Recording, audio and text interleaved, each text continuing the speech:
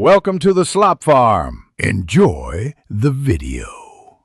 In this video, I will explain how to make whipped cream without heavy cream. First, let's explore coconut cream. Chill a can of full-fat coconut milk in the refrigerator for at least 12 hours. This allows the thick cream to separate from the liquid. Carefully scoop out the solid cream, leaving the watery part behind. Then, whip it with an electric mixer until it reaches a light, airy consistency. Next, let's consider using evaporated milk.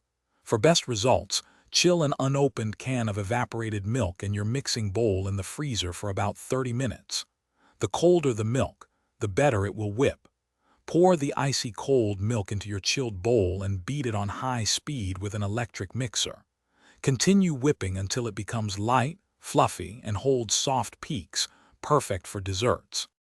Another clever alternative is powdered milk. Reconstitute the powdered milk with ice water, following the package instructions, and then ensure it is very well chilled. You can even place it in the freezer for 15 minutes. Once cold, pour the mixture into a chilled bowl. Add 1 teaspoon of sugar and 1/2 teaspoon of vanilla extract, then whip it on high speed until it forms a delightful, airy topping.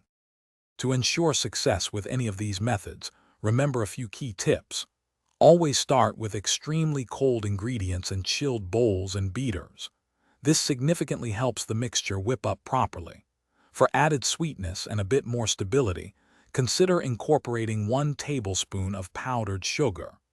1/2 teaspoon of vanilla extract will also elevate the flavor beautifully, making your topping truly delicious. Thanks for watching. Consider subscribing if we helped you today.